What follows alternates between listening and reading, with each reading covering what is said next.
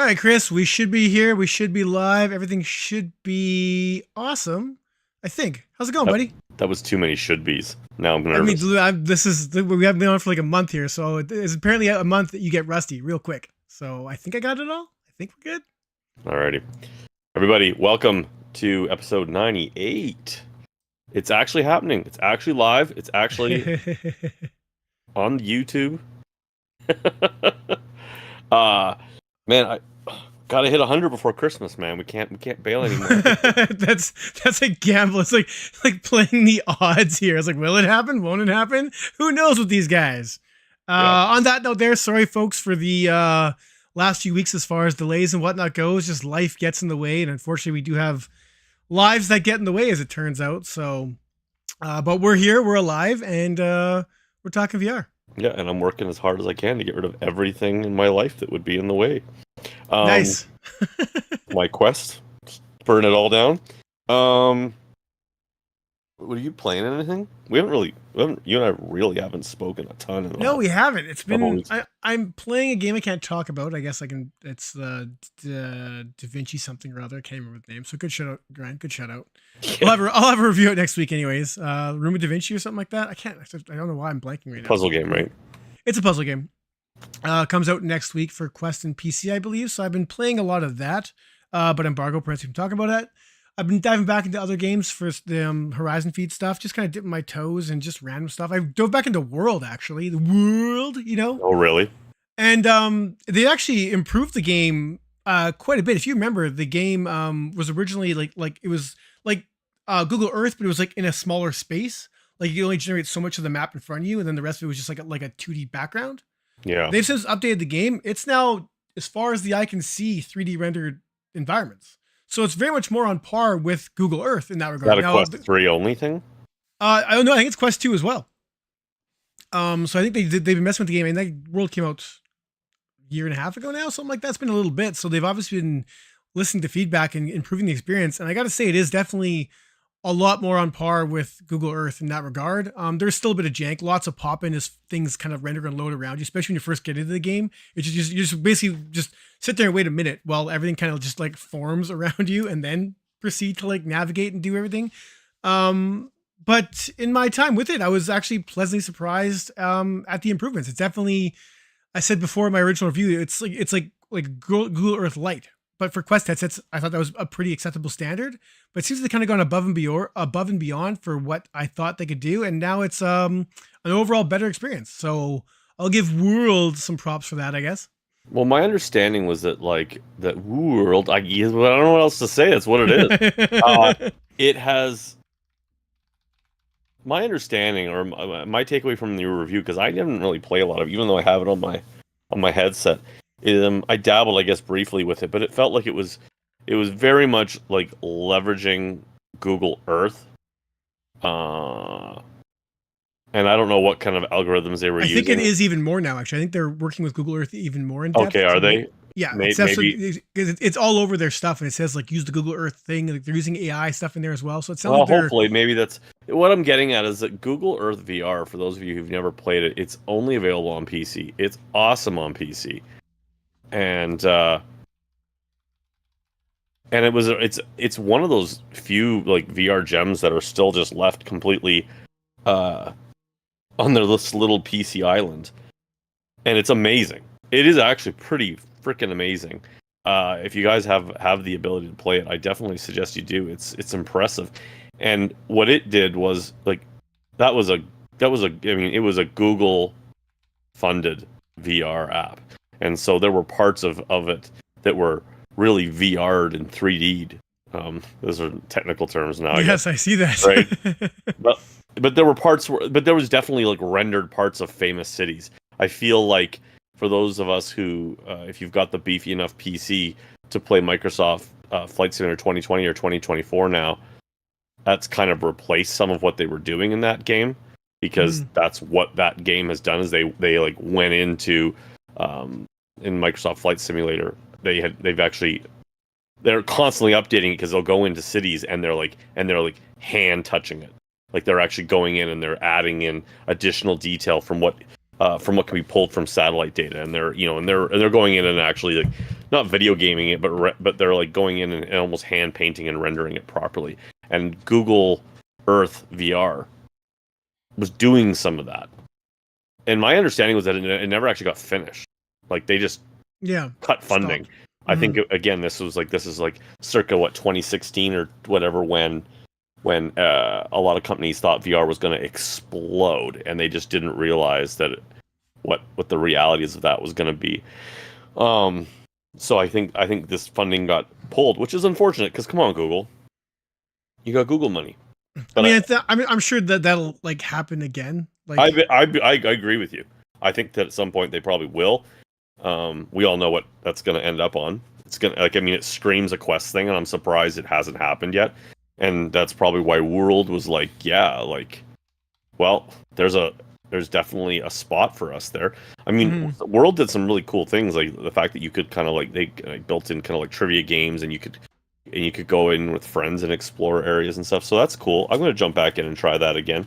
I remember it blew my parents' mind. I actually this is not on World, but on Google Earth VR. I remember my parents were over, and they're just so old and out of date. Like they really are just absolutely completely they're blown away by like video on demand, right? So you can imagine how they feel when I put them into a VR World application. And I remember I took my mom back to her like childhood home, and I'm trying to remember now. It's been so long, but it was using kind of like the rough street view render that it could do, and it could kind of 3D render the house a little bit based off of the view. It was trippy though. That's cool. It was super trippy, man. For her, blew her mind. I can't say that I'm playing a lot of anything new. I am playing Grimlord to review it. I can't talk about it, obviously. Oh, nice. I mean, it's been available on PC and Quest, I think, on the like App Lab or Side Quest. I'm not really sure. I think it's been in early access there in one shape or another. So I've been playing that. I won't talk too much about it if you guys aren't familiar with it. It's coming up December 12th, I believe, with the review going up on the 10th, and it's trying to be a Souls-like for VR, and I'll just leave it at that. So that's what I'm playing. I guess that's new. What else? I've been. You know what I've been exploring recently? Big screen. How's that coming along? I mean, I've been in big screen before. I haven't been there in a while. I know, and this is not new to anyone who's like, I guess like a social PC veteran, which we are not. No. I'm trying to be better at that, but man, big screen's pretty awesome. So my understanding and chat can. Oh, okay. See, I see someone talking shit in chat already. My buddy Dan says he's. I'll get to that too. I've been playing some Pop 1. I've been like revisiting all the classics, Ryan. But anyways, I was playing I've been playing around with big screen, and my understanding is that big screen, like when it first kind of launched, you could, if you had files on your headset on your Quest, or on your Quest, you could host a room and just share it. People could watch with you. So you can see how copyright-wise, I think that got big screen into a lot of trouble. This is what I'm trying to piece together, because I was like, I want to do the thing that I know people do. I know that they share their room. I know they let people in their room and they watch movies. Like you can go on there and you can see like open theaters that people are hosting shit, 3D movies, flat movies, people playing games or people watching TV, sports, whatever. And I wanted to do this. And so the way it is now, and I think this is how they got around the whole copyright. I think things have changed. I think it's been like this for a while. You got to have a PC. If you just want to watch on your own, you can do it in any which way. You can just boot up big screen, open up your app of choice, whether it be Prime or a browser, and go to Netflix and stuff. And it's amazing and it's awesome. And it's definitely the best way to watch it is on your own, hosting your own. But the way I ended up doing it was you share your desktop. That's how they've gotten around it. They're like, all we did is let him share his desktop. That's it. Yeah, right? Oh, sure. Right? And they're like, well, we didn't do anything wrong. I don't know why Sony isn't all over big screen. I can't understand why Sony hasn't jumped on the big screen train. Right? And that's how it is, right? I mean, you got to have a decent router.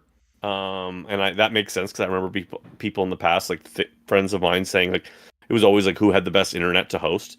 Yeah, I've just been hosting some TV shows for a buddy and stuff, and we're just like, and he lives in the States, and it was just like, what? Like this is cool. Like we're sitting on the couch, and or in the big giant theater, or we went out to an outdoor drive-in, and man, it's I mean it's a really great way to share sitting watching TVs and movies. And I mean tell you like some of like the theater, like there's like you can go to like an IMAX theater. Damn, it looks like a theater. It looks like you're in a theater because it has real-time lighting. And I know for some people are like, yeah, Shug, this has been like a thing for like 6 years. But for me, I don't know if this is the real-time lighting gets me every time. Like it lights the theater up. Like if it's bright and it's actiony, or you can see the lights going across the screen, it lights the theater like that. And you can see the walls light up like a real theater. And it's got like spatial audio. So if you're further away from someone, like they can tell you're on that side and you're further away. You can whisper into a friend's ear if you don't want to disrupt other people. It's just it's an awesome social way to, I mean, and that's like, I'm like, ugh, social, gross. But it is a cool way to share TVs and TV shows and movies and stuff with friends. So I'm enjoying that. And yeah, I've been playing Pop 1. I've been playing a couple of games. That's funny because after just like last week we had three reviews drop, we had the pressure go, and then all of a sudden this week there really isn't much that we cared about. So yeah, it's been slow, and I find that when there's nothing to do, I tend to do nothing. That's my biggest problem. Is like without the motivation, I'm not motivated. So with nothing coming out this week, and with next week being Behemoth, I feel like it's almost like calm before the storm kind of thing, especially with Aliens coming. And then you said Grimlord, which looks pretty damn sick. I just watched a trailer for that today, and the PC version looks ridiculous. I have no idea what the Quest version looks like, but the PC version looks pretty damn slick. I mean, you and I were saying before we started the show that like, besides Behemoth and Alien, it's actually kind of quiet December in some ways. We did our episode there a few weeks ago, more than a few weeks ago, I guess, where we talked about all the games coming out this year, and then after the episode, just delay, push back. So it's went from being a relatively busy month, and depending, I mean, it's still a fairly busy month, but as far as big releases go, like I said, outside of Behemoth and Aliens, it's actually fairly quiet. Compared to what we thought of before in regards to Hitman, Arcanage, possibly. They just delayed the airplane one there. I'm forgetting now, for PSVR 2, got pushed back to 2025. There's a bunch of stuff that was slated for the end of the year that just got kind of pushed back next year. So now it's kind of gotten quiet, which I'm not going to complain about because it gives me time to play and catch up on stuff. I've been playing Triangle Strategy still. I'm trying to get through that. I'm really enjoying it. Quite a bit. I just love the tactic style, Capcom or Square Enix RPG-ness of it all. I really enjoy that too. So it's been nice to kind of catch up on this stuff. I still have to go back and beat Batman, Metro. I still have all this stuff. So I'm okay with a slow roll, with a couple of big releases in December to keep me, on my toes. But I'm okay being quiet so I can catch up and play all the stuff I just haven't been to either finish or get to. I'm absolutely fine that Arcanage, Hitman, and I agree. Oh my god, I always forget the name. The War Thunder game, Aces of Thunder. I think that sounds right. Maybe not. Maybe I'm Aces of Thunder sounds like that's a game. I'll give you that. Okay, I'm glad that all of those games are delayed till like the first quarter of 2025, because if all of those had dropped in like November, December, and then it's just been quiet, that's not good for anybody, really. I mean, obviously it's a glutton of treasure for us, but games get lost in the mix, and there's only so much money to go around and so much time to go around, and all three of those games I just mentioned, I think they all deserve their time to shine, and Behemoth, Metro, and Alien are more than enough. They're going to eat up the whole conversation as long as they're good. I feel like Metro mostly delivered. And then there was Batman before that, right? And I'd be curious to know how Batman has sold, because that's so tough to say because it came with so many headsets. Yeah, but I'm just saying, like, the conversation's gotten quiet around Batman. It's almost like everyone's like, yeah, it's awesome. Like, it's like, I don't know. Maybe it's just, I guess it just depends on like what what your social circle is and what kind of, but the VR ecosystem socially and stuff just seems that everyone's like, yeah, it's epic. Next. Well, I kind of, I mean, it's a 10-hour game. I can kind of see where, I mean, that was released like a month ago. maybe it's just not, I don't know. I mean, I just feel like I said, it's Half-Life Alyx worthy of its place in the VR gaming scene, and but I don't know. It just seems to be kind of quiet. That's all. I mean, I don't know. Maybe we're just, I don't know. I don't know what that is. Another game we did miss, and Raging Squirrel brought it up there, was Ghost of Tabor for PlayStation. Also got delayed till 2025. Meh. Not my jam. It's so not my jam. I know it's like a big. I know the game is sold like $1 billion. Like it's made so much money already. I played a lot of it, and Raging Squirrel's actually a buddy of mine, and him and I, like, we suck pretty bad at that game. And yeah, I don't care. I'm speaking for you, Dan. We suck. We do. We're not good. But we were looking forward to just being able to be rock stars and destroy some of the new PlayStation noobs for at least a week before they got better than us. It's got a new map dropping in December. It's like a mall, a 2-story mall. And every time they drop big content, there's a wipe in December happening. That's the one thing that I don't like about Tabor. It's, for those of you, it's Escape from Tarkov, and 100% for VR, and so every 3 months, was it 4 to 6 months, I believe is what they said, it gets wiped. All your from scratch again. All your progress is wiped. Yeah, I know. And all your gear and bunker, and it's all, in some ways it's kind of like a bit of a roguelike in the fact that some of your progression does carry over. Some, I think, in certain things. I'm gonna get blasted by someone because I've never actually completely figured out. I've never only been around for one wipe, and I didn't really.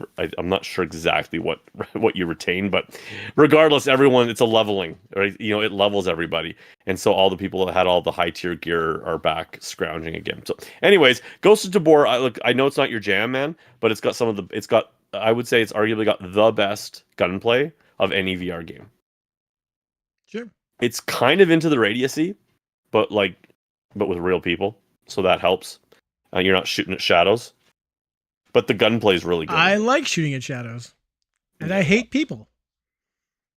Well, that's why you like shooting. That's why you shoot me. Yeah. Anyways, I figure with that, I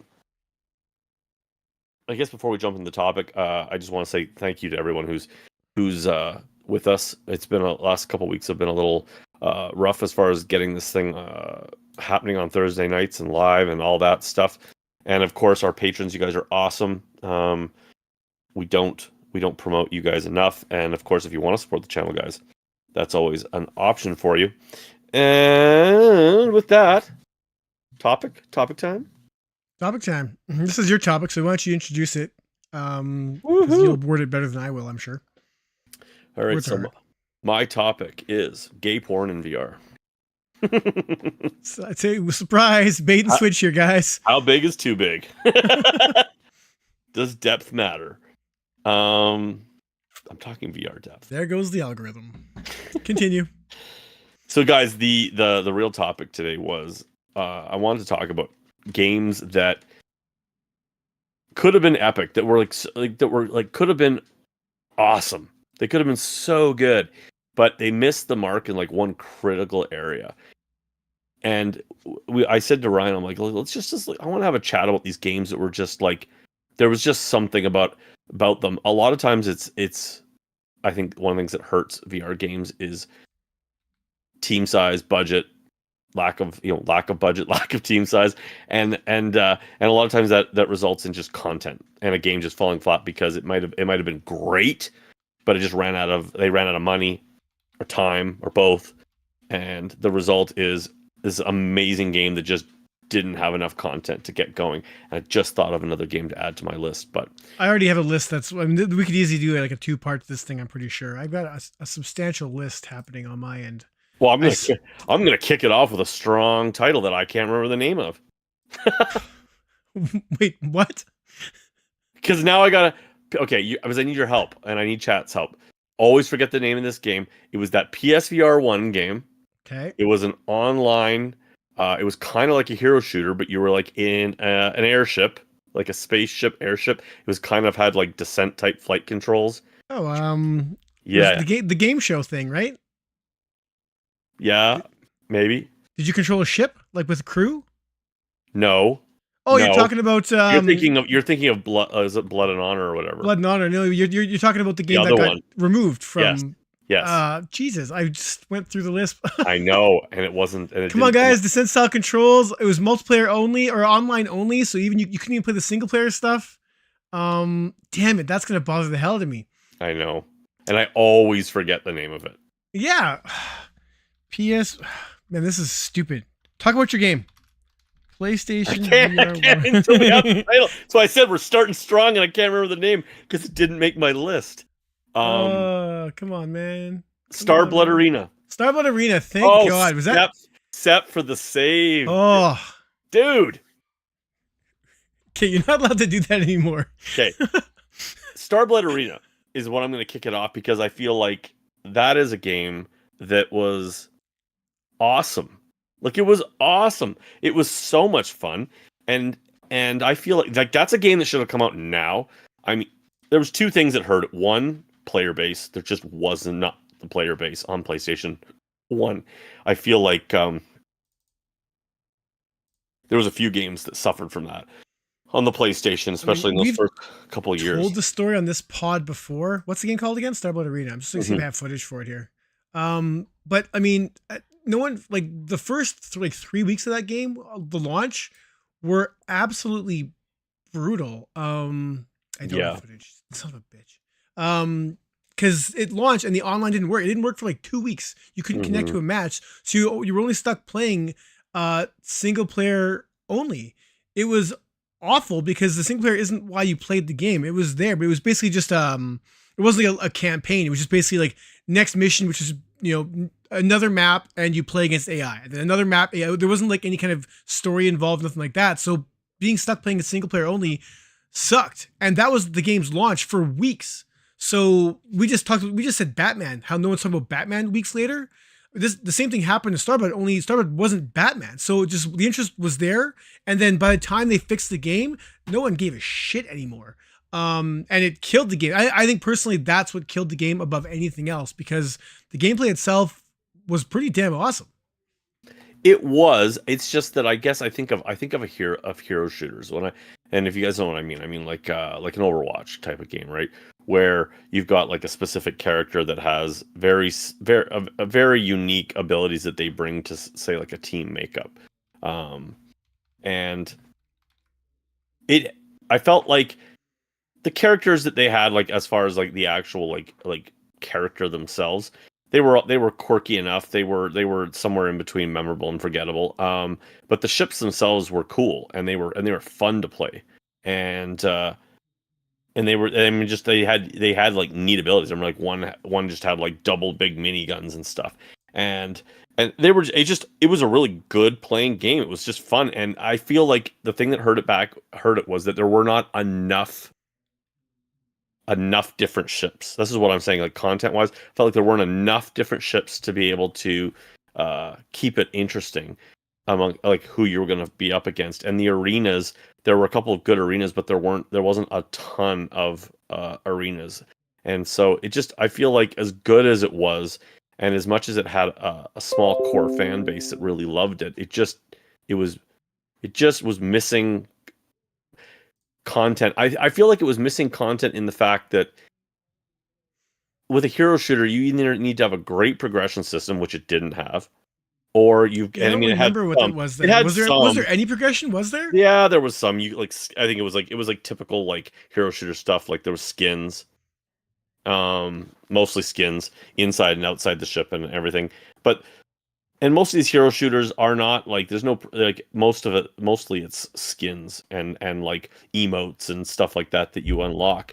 But then you got to have enough characters to mix it up that you could like get really good at one and try another one, and then different team makeups, because there's enough different characters, and there's support characters that can be brought in to change up things. And then you got to have enough arenas to like just, and enough modes to keep it like so that you can keep it fresh. Like I personally think Hyperdash, which made my list, suffered from the exact same problem. Is the fact that there just was not enough to keep me interested. Now I know that there's some people that are ride or die Hyperdash, at least there were, but for me personally, it just wasn't. It was just another great multiplayer online game that just did not have enough freaking content. Like it's just not enough to. It's just I don't know. I guess it's like you have to absolutely love the gameplay to get away from not having a big enough gameplay loop or enough content. You gotta love the gameplay, and I mean, so I just feel like that hurt Starblood Arena, and like you said, a bad launch, and I feel that counts. That would make my my list of reasons that games would make this list. It's how it missed the mark. If you're an online game and you drop the ball on an online launch, and especially if you're not a game that people are going to wait for, Mm-hmm. like you said, like there's very few games that people will wait for. Yeah. And this one did have it looked good, play good. I agree. Like they had everything going for it. But like I said, I think that launch killed it. And then, like I said, I know they released additional content and they tried to save the game, but it was just too late. Like I think the damage was done, and then it just couldn't be salvaged. And like I said, Yeah, for the reasons you said too. Like I said, there wasn't that depth. Player base. So you also don't have the other thing is you didn't have the player base to fuck around. Like you really couldn't screw around. Like for example, like Firewall 0 Hour. The only reason that it made it through all the ups and downs, well, all the downs, that I mean, it stumbled a lot. I mean, that was another game that had massive matchmaking problems, and the only reason it managed to survive was that its gameplay was really good where it was good, and there was no competition, none. and it was an aim controller game too that was just like it ticked too many boxes, and people were just like, we will make this work, we need this game. That like if that game came out now in the ecosystem that we have now, with like Pavlov and Contractor Showdown and Onward and Tabor and many other games that are at Pop 1 that are after that multiplayer shooter dollar, gone. And that's what we saw. Firewall Ultra, toast. Because if Firewall Ultra, like was it worse than the first Firewall, the first Firewall? No, it wasn't. Not really. It just launched in a time period where people had more options and no patience. Well, I mean, more options is an understatement. They underutilized the medium. They did not. They did that. But they did that in Firewall 0 Hour too. They got away with it because of PSVR 1 and the aim controller, and lack of options though. Yeah, I mean, but I don't think lack of options was the key thing here. I think the Ultra. Now we're just talking about Firewall Ultra, which I should have made this list. Actually, I totally forgot because we didn't cover it. We're just like, screw this game. We're over it. But yeah, Firewall Ultra. Man, what's going on here? Yeah, I firmly believe that the total lack of VR interaction killed that game. When you had to, like, everything that should have been awesome about that game, like, finally this is Firewall with actual VR controls, and you should be able to, like I said, press X to open a door, like press X to like set up, like you everything was button prompts. The entire game was button prompts except you did this and you fired. That was it. I mean, it may as well have been they may as well just did like node-based movement on top of that. It was so, they screwed up the VR implementation of Firewall Ultra so bad. Like, yeah, the studio went under. And I mean, sure. I mean, that makes perfect sense to me. You didn't, not only did you not learn any lessons from the first game, you just ignored like player feedback, or you ignored where VR was 5 years later. And it makes me wonder, I mean, if that was a, like, behind the scenes, were they like, no, we want this to be really accessible. That's what we want. We don't want everyone to have to like be doing all this. We want it to be like really, really slick and easy. And we really just want the shooting to be like the only VR part of it. Or if it was like lazy and cost cutting, of trying to leverage as much as they could from the first Firewall game and porting it over and like literally not changing things. Like how much of that was hard coded just into the first Firewall, and they just brought it over. Like it reused a lot of maps, and I mean, it's just like, was this a remaster that they just didn't spend the time on it? Like, is this did they suffer from the same problems that Hitman suffered on the PSVR 1, where it came over and it was kind of like this, they didn't really commit to VR controls because probably just time and money? I mean, honestly, I would say you're probably not wrong on that one. I mean, the fact they did reuse all their maps, they were reinventions, or they redid Okay. them. But Well, sure, like I but said, right? I agree. And like you can't like calling it Firewall Ultra. I mean, they couldn't call it Firewall 2 because they would have got just blasted for that. Yeah, I So, know. but you said it was basically like Firewall 1.5, where yeah, it was built for modern VR systems or PSVR too. But it's like throwing grenades. It was all it's everything was just like, look where you want to throw a grenade, press whatever XR. It doesn't matter. Like it was just I played it. I played it twice, I think, and I played actual matches. I mean, but it was just not where VR is at. It just wasn't fun to constantly remember. Like I should be able just to like grab a door, just push the door open with my gun. No, X. But like open I door. go back to this, like it also had comparisons. Like it just existed in Yeah. a world like Breachers existed, and it was a game that didn't look as nice. It didn't have a lot of content. It still felt early access content wise. It still does, to be honest. But How dare you? it played really. It was really slick, and it was a lot more VR. Like you could, you could go up and you could fire up tethers, and you could go and you could rappel down buildings. And what is it called when you go up the building? Repel? You don't rappel up a building, do you? Scale? Scale? um, but yeah. But anyway, I'm just reading the comments here. I'm like, someone help me. But anyways, it was also a studio that was coming off another like whoops, like in that, and that was Solaris. Like that they were coming. First Contact was coming off Solaris, another game that wasn't bad. Like it was fun. It was almost like paintball on crack, and they had a cool movement system. Like it was, and it just no online function. Like the online functionality was screwed. You couldn't team up. Like you couldn't. Yeah, that's team up right. with You couldn't friends. look up with friends and stuff. It was Yeah, yeah, yeah. like it was just Oh like, my what are goodness. you doing? Yeah, Um, it was not good. you Well, you because know, it wasn't. I Sep, mean, see, Sep saying they could add it to PS the Plus maps for all player. look the same. Well, they did kind of, yeah. But it was also they were also going arguably for that, like I mean, not really, but the Tron look. I mean, if you know what I mean, like you're kind of like it was highly like computer stylized, like you were inside the Matrix type thing. But Sep's like they could add it to PS Plus or Player Boost. But yeah, I mean, I agree. But it's like who would benefit from it really? Because like First Contact folded.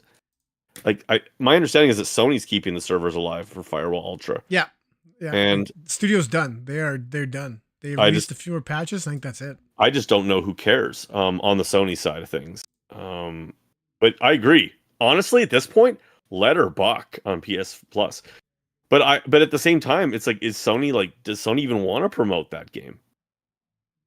Like No, I mean, here's I a doubt it. mediocre VR shooter that's not very VR. I don't know if that's really I the would look love you to know the want player push your base for head for. Firewall. I would love to know how many people are active players are in that game right now, because it can't be very high. It just can't. Well, but if it's anything like the other No new content, no new Yeah. levels, no new anything. It's just the same. Like what you have now is that's what you get. That's it. But it's, you know what? But again, I've said this to you before in many other episodes. It's like your Rainbow Six guys, the guys who want to play that type of game, like, and it's pretty much Breachers in this. They're ride or die, man. Like they want that strategic, like squad based, more slow paced strategy shooter, and they don't deviate. Like I'm gonna guess if you went on to like the Twitch numbers right now, you'd still see Rainbow Six Siege in like the top 10 shooters. Like no, like they don't stop playing that game. Like I mean, there hasn't even been another Rainbow Six. They don't need to. Like they Mhm. add modes here and there and stuff, and yeah, which is a real shame because I actually really want them to do another proper Rainbow Six. It's not as class based, but I digress. Um, I'm picking a game. I'm picking a game.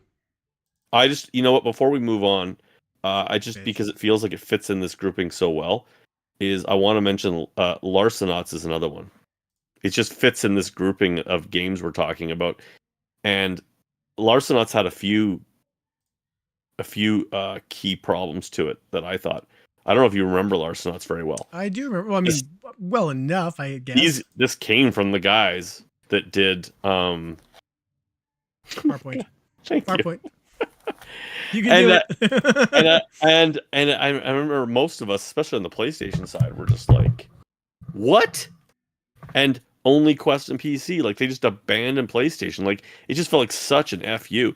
And that studio's just gone dark since then. Like I think there's No, they're still. still supporting Larcenauts. That game's still getting updates. They're still doing. They're not dark. It's just I don't know what else they're I working can't remember the on. last time I saw an update for Larcenauts. But regardless, I remember the game very well when it hit the ground because I was pretty psyched about it, and it suffered from a lack of characters, a lack of maps, and some weird things going on with like the characters did a lot of like canned animations of reloads and stuff that you had no control over with your hands, and it didn't have a run button. And that was the other thing I think that was weirdly missing, if I remember correctly. But it just again, it No, was you could run, but you had to put your gun down to that's what run. it was. That, That's but what I it was. think they got rid of that They real did. quick because They did. everyone like lost their minds. But it just yeah, it just that was a game like it almost doesn't make this list almost because I feel like it did a lot more right. It was shockingly decent. The idea of like a VR game doing a hero shooter. I know there's like that X8 game, but that just it's not. Larcenauts was good. Um and it's just like yeah, I felt like I remember just playing Larcenauts going, man, like it's everything's here. It's got a progression system that's cool. It's got like the gameplay's good, the team, everything's working team dynamic wise, the balancing, all that. There just wasn't enough characters. There just wasn't enough characters. Like you just ran out of like combinations that you could mix it up, and then everybody kind of found their character, and then that was it. And for Mm. me, it was just like people who I knew were playing that I was playing with, we just moved on to the next thing. It just wasn't enough. And like and that especially for an online only game, you gotta have the content. You gotta have enough content. Again, Firewall Zero had like what 8 maps, maybe, and the only reason it survived on like one mode and 8 maps and a handful of guns was Was because lack of options. a lack of options and the aim controller and people were desperate to play with it and it was fun. Yeah. Anyways, what was your game? I'm gonna go with. I have a whole bunch. I'm gonna try to avoid some deep cuts here as we go because I got some deep cuts. But Gollum was something Yeah, I thought should have been. I love almost made Gollum. my list. I love Gollum. Don't get me wrong. But I know. I mean, it failed. It bombed. I think the studio shut down. I should verify that. They went radio silent on my end. Um, but this was a game that was announced before the PSVR 1 even launched. This was like in the promo trailers, and then we found out after the fact that video you saw of the pre-release footage from Gollum, that's all it was that was literally the footage they put together to like get funding for the game. So when the game finally dropped in 2020, 21, Okay.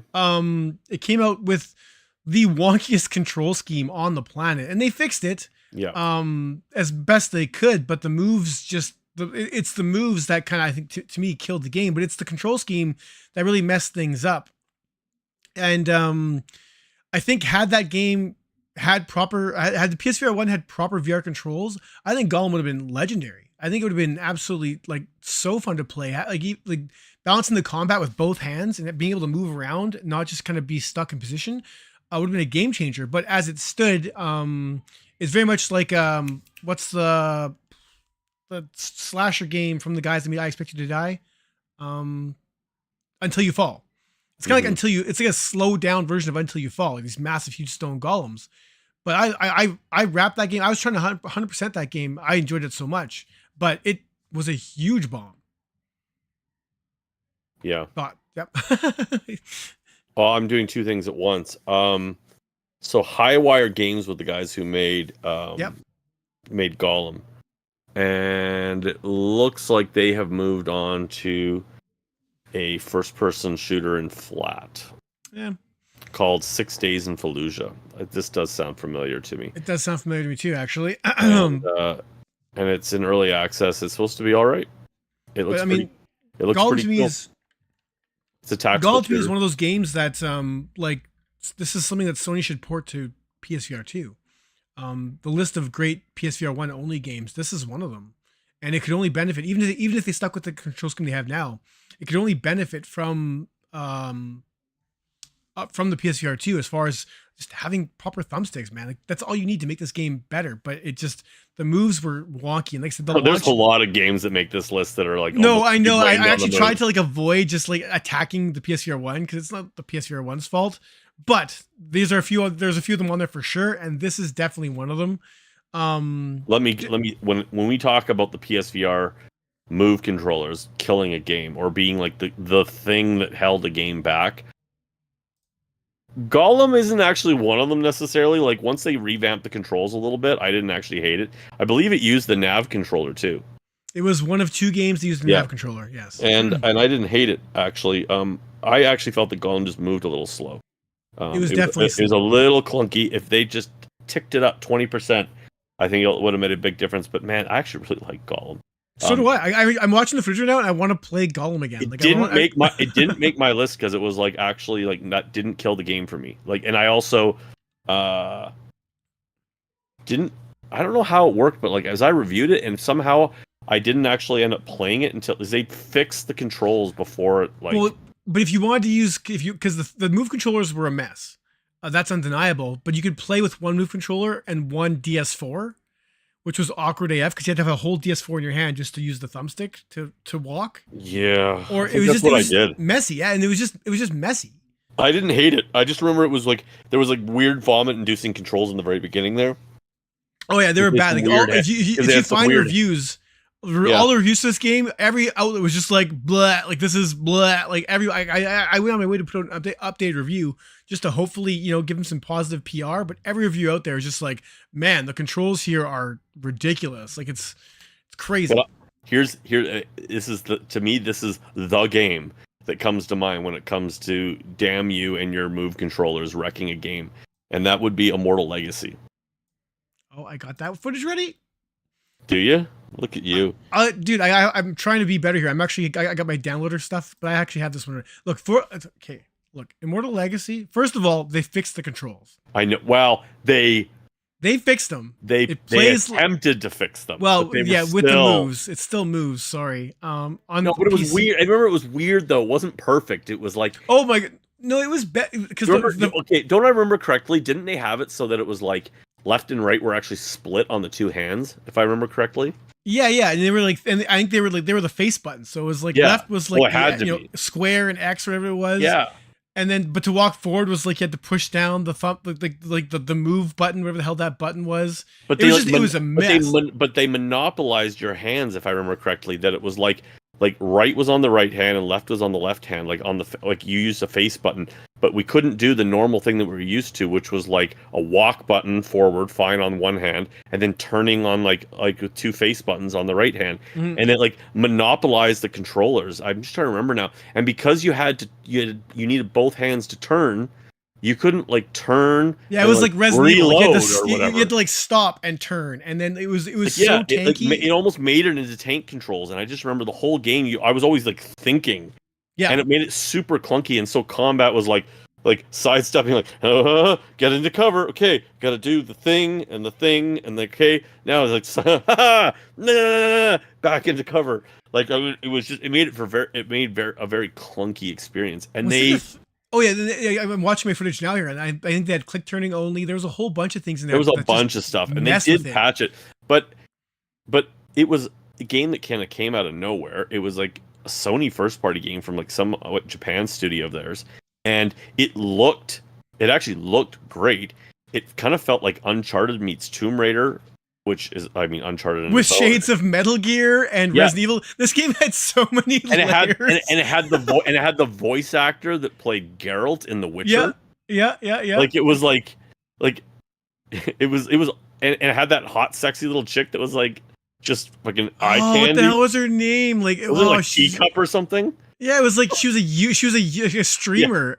Oh, I loved her because her character, like her character was so it just like she didn't belong in this game at all, and yet here she was. And then when they throw in those Metal Gear elements, they try to like hint at the bigger story when like Yeah. this queen thing and like this floating ship comes down and is like you got to kill him, then never appears for the rest of the It game. was And by the definitely a end, you're fighting Japanese giant studio, though. worms and zombies. Like it was like 4 games in one, and the game was like what 4 hours long. There was so many ideas in this It was game. like it had like moments of almost Resident Evil. I remember up on when at what time you Yeah. were like up on the top like ruins, and then like a tornado picked up or something. It was crazy. The game, but the thing is it worked. Like obviously after they fixed it, it did still work. Like by the like that game holds a soft spot in my heart. But the studio said that they're done with VR. The game bombed. I heard their plans were to make the second chapter flat only. I think it I did don't happen, think that didn't it? did it. I'd actually I, play I, that just I out don't, of I morbid don't even, curiosity. I don't I even don't remember now, think to it be did, honest with though. you. But yeah, man, the controls in that thing were abhorrent. I think it was a 3D rudder game, if I'm not crazy. I That think doesn't it sound did right to get. me. It might have gotten 3D rudder support. I don't even remember, to be I don't honest with remember either. But yeah, Immortal Legacy, man. If we another one that, like I said, you can play that on Steam, and I know it's on Steam. you. Yeah, It's I'm looking definitely at it worth now. checking out, guys. Especially on Steam, you can probably get it for like $5 during a Christmas sale or something like that. It's worth getting. It's like I said, it was described as Uncharted in VR, and that's probably the most apt like single Yeah. sentence description of it. But it's so much more. It's insane, but in a really good way. Yeah, it looks like there was never there was never any sequel, but it's 14.49 Canadian in VR. For Steam. Yeah. Yeah, and I bet you it goes on sale like those Steam sales for like dirt cheap. Maybe, or they don't even remember that it's a game. Possible. This is true. I mean, if the developer's still around, they might. Who knows? All right, let's talk about one we can share together. I mean, we actually just shared this one, but we'll bring it. I know I looked at the footage here on Steam, and the first thing I see is whatever the streamer's name was, like bending down in front of your face, just boobs hanging It's out. so funny. Her name was like Such yeah, a Japanese it's like studio too, because she's jailbait, right? oh, totally. It was so weird. Good game. Good game. I liked that game. Yeah. I'd almost, I'm gonna add this to my wish list. I might even just pick it up on PC at one point. Yeah, it's worth like it's a gem. It's and I'm sure if they fix the controls for PC, it would be an absolute gem. I think like, yeah, hopefully it did. That's what I'm saying. If it ever came out for like $8 or something, and just to try it again. I guess on PC I could just buy it, and if it's crap, refund it. This is true. This is true. You brought this one up. I'm gonna bring up the next one then. Yep. We can talk about our wonderful experiences with Megalith, which is a game I know you brought. This is kind of what spurred this conversation on.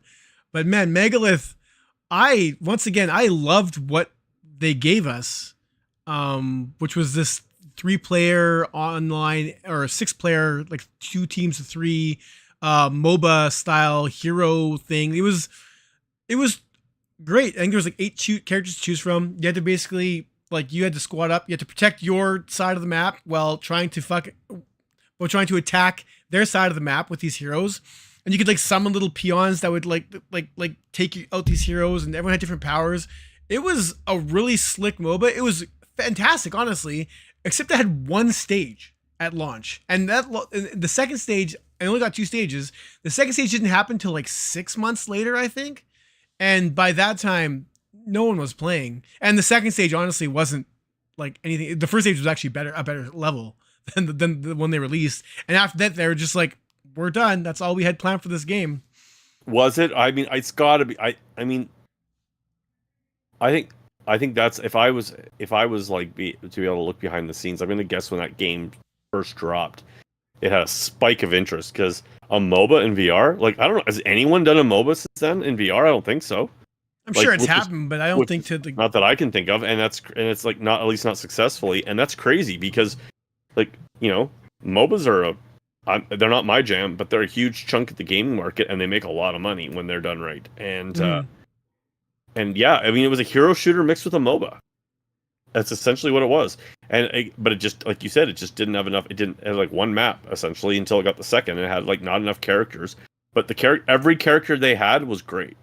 Yeah, it was And a really it was well balanced. Like you never, again, no matter which character you had, like you had advantages and disadvantages, but as long as you had a proper team that could work together, you could crush guys. I crushed Chris every time he played. It was awesome. I still have the footage. I kept remember. that. I still have it. I remember I was streaming once. And then Yeah. you just came in and and we didn't even know each other. Like we knew each other, but we weren't buddies. And you just came in and annihilated me. And you guys it was you and maybe Jason? No, it wasn't Jason. It was shit. That's gonna bother me now because I still see him I know he's in our chat room. I don't see him here today. That's gonna bother me. But yeah, because I remember I crushed him when the game first launched. It was hilarious. I used the tar strategy, and then I remember when Incredible. Yeah, thank you. It's just incredible. Yeah. And then when I saw him streaming, I was like, well, hell, I'll jump online. I jumped online, and they were on the verge of victory. And once I hopped on, I pushed back and beat them. It was glorious. It was a glorious time. I would love to share that with people, like somehow. Ryan loves to remind me of this. You mean like you mean like in Megalith?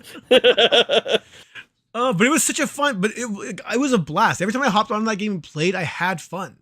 It's just once you play the same level, and they even revamped the first stage and changed up all the stuff. They did move things around, but it still was the singular stage. And even though you're playing this revamped one, like after you play for like half an hour, you're kind of like, I get it. Like there wasn't a ton of strategy. Like there wasn't a lot of like avenues or options for combat. There was only a few select paths you could take and try to navigate that way.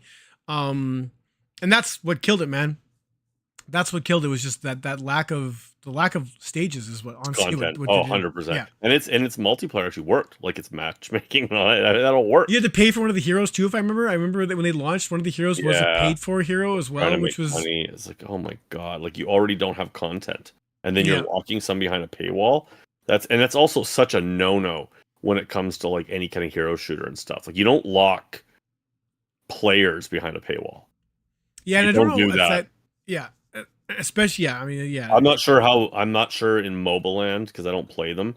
Like what's acceptable, but I'm gonna guess still you don't lock characters and classes behind a paywall. I can't see that being a thing, because it turns into a pay to play thing, or a pay to win, I guess, is more what I'm trying to get at.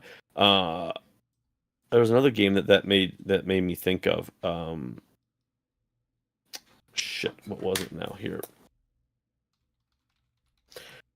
Zenith. This is all you, man. Yeah, I never bothered. This is one of the more newer games. One of the things that Ryan and I were saying when we were kind of just quickly talking about the lists that we made independently of each other was that they skewed deeper cuts, like a lot of PSVR 1 stuff. and Ryan said maybe people taking less chances, and I don't know if it's so much that they're taking less chances, but they're taking less chances and almost getting there. Like it just seems that now in the last couple of years of games, especially with this focus to quest, they're either great or they're garbage. There's not a lot of this close to greatness stuff. I mean that's what the game was before Zenith. Code 51 is another game that I would put right up there with Megalith. Do you remember Code 51? It was a mech game. I love Code 51. I loved Code 51. I loved that game. I thought that the mechs played awesome. I thought the arenas that it did have were actually great, especially a couple of them. Like they were awesome arenas. I thought the balancing between the mechs was awesome. Like having the big heavy mechs that had were armed to shit, and then you had the light ones that could fly, but the heavy ones couldn't fly. Like it was that game was just awesome. But it was very arcade. It was very arcadey in its controls, but it worked. Like it wasn't fun though. Yeah, like it wasn't like it wasn't like a mech. It wasn't full mech warrior depth. No. And I mean, I think of Vox Machina, and it's like I feel like it was designed to be more arcade run and gun than even a Vox Machina. Like it was definitely much more a quicker combat game. But when you thought of like at that time, you had like Archangel, which was an on rails no multiplayer for a mech game, and then you had Rigs, the launch game for on PSVR That's on one. my list. Yeah. It's on my Well, list. I won't go there yet. I'll let you go there, but or maybe we just naturally segue into it. But it was more combat focused than rigs. But Well, again, this was only online. I mean, that was the funny thing for those that don't yeah, remember this game or know. The opening stage, or the opening tutorial stage rather, yeah, it felt like the first stage for a campaign. Like it it, straight up. it 100% was. And then yeah, and you can kind of see where they clearly were just like they didn't have the money to finish it, so they just released the first stage as a tutorial, and we're like, it's multiplayer only. And then And they didn't walk away from it. There was like uh I would say probably two patches. One was early on because they got rid of blinders. Cause I remember I had like locked in yeah, blinders or something. yeah. And then they did a pro patch. I remember it got a pro patch, which was nice because it upped the resolution and stuff. I remember they killed the announcer guys. Remember the original announcer who was like this super heavy Asian accent guy? Like, sorry, Yeah, but he's I like, re- no, Ultra Quill. oh, dude, yeah, it was like they had a guy that was doing like the samurai voice. He's like winner of the match. It was so good though. It was so Yeah. entertaining. Double kill. Double kill. It was, and then they got rid of that and they changed it. It was way more like phonetically proper. If you say it, but man, but that was You are the winner. it was so good, so good. Um, But it did give personality. But yeah, like I said, like that you play that first stage, you're like, oh man, I can't wait to play the rest of this game. No, just multiplayer, and the multiplayer was fun. But once again, I think there was no progression. There was just get online, play, and just rack up a kill count. It was fun, but yeah, unfortunately, there's just too many things pulling us in directions, and not enough content for us to come back to this. I played that game actually. Like, I'm not a big multiplayer gamer, especially back then, and I played a lot of Code 51 where I could with friends. Yeah. I You played just- bots, but the bots were so easy. Yeah, to kill. man, I just really enjoyed that game, and then yeah, they just walked away from it, and it's so I mean I feel like that's No, the studio went out of business. They didn't walk away. Yeah. The studio went out of business. Wow. This one I know for sure is what happened. either or, yeah. And so yeah, and I'm gonna guess that that's why the game got put out. Is they were probably just like, we have no money, we have to Yeah. put it out, we have to get funds. And again, it was like I think when it dropped, it was PSVR 1 only. Yeah. I don't know if it ever went to PC. I want to say it did, but thought it did. we'll let you check that. But it didn't go in the beginning. It definitely didn't go in the beginning. And if it did, it didn't have crossplay. No, it definitely didn't have crossplay. Oh, it's on Steam. That's what I thought. And speaking of, like I said, we just brought it up, but Rigs was our first. It was the first game that fell in PSVR 1's lifespan there, because within 6 months they announced they're not supporting it anymore. And it was like, what? Like, it just came out. It was from a first-party PlayStation studio. It was basically same thing. I think it was 3-on-3 as well. But whereas Code 51 was all about just shooting guys, this one had 3 different modes that were like kind of sport-based. There was What free game for all, was but this? you could also Rigs. Oh, sorry. I was reading when you said that. Yeah. Yeah. Rigs was a really good idea on paper. It looked fantastic. I know there was issues with motion sickness and stuff on this one because early PSVR 1 game didn't quite have that stuff locked down just yet. But the modes were great. Like I said, there was like a basketball. You had to like score. Like it was a football mode. You had to like basically score a touchdown, if I recall. There was like a basketball mode. We had basically shoot a ball into like this middle area, and then just a free for all shooter mode. And it was solid, nailed down gameplay. The campaign was boring AF. It was just the same thing over and over and over again. The same cutscenes over and over and over again. It was lame that way, but the game itself was pretty damn slick. It was a surprise when they. Oh man, when you looking at the footage right now, this still looks better. It would than hold most up today. Like it would still hold looks up better than today. most PSVR 2 games. Like this is. I mean, it's still a testament to like when we see money really go at VR. Especially by first-party studios and skilled studios, like we still rarely get to see what VR can really be. Even just like not even just now, but even back then. I mean, Rigs. I'm just looking at it right now. It looks phenomenal. And I remember it still looked good. It actually struggled to resonate with me, because it was kind of a sports game that had and that's that had the same shooting mechanics. I remember I think I remember saying that it reminded me a lot of it was trying to in some ways kind of be like a Rocket League for VR. But it just wasn't. And I mean it was a game that almost like Rainbow Six or Firewall for that matter it had a player base. It had a ride or die player base, and if you especially Just like, not not a big enough one. that was a game that should not like. I mean, I understand why Sony wanted it at launch, and they probably thought that like it could be like the premier multiplayer game on the PSVR one, and it wouldn't have competition, and it would set the bar and all these things. And again, I think Sony was a little more bullish and probably like the adoption rate of the headset. But ultimately, that's what killed it. Is the headset wasn't ready for a multiplayer game. It wasn't. I honestly, if I'm Sony, like again, I know people just like so many times like we rag on Sony for the things they're not doing, and it's like, but like yeah, like dude, you need new titles, you need content on the PSVR 2. People are bitching. It's like honestly, how much would it cost for you to go get rigs ported? I agree. Even if you kept it as a DS4 or DS, is it called a DS5 now? I had this conversation with the other friend. Dual Sense. What are you talking about? Yeah, but everyone calls it. We used to always call it a DS4. Is it just a DualSense now? Yeah. Is DS4 now like gone? Yeah. Okay, so even if they went with DualSense, wow, with their DualSense on the two controllers too. Well, yeah, I know.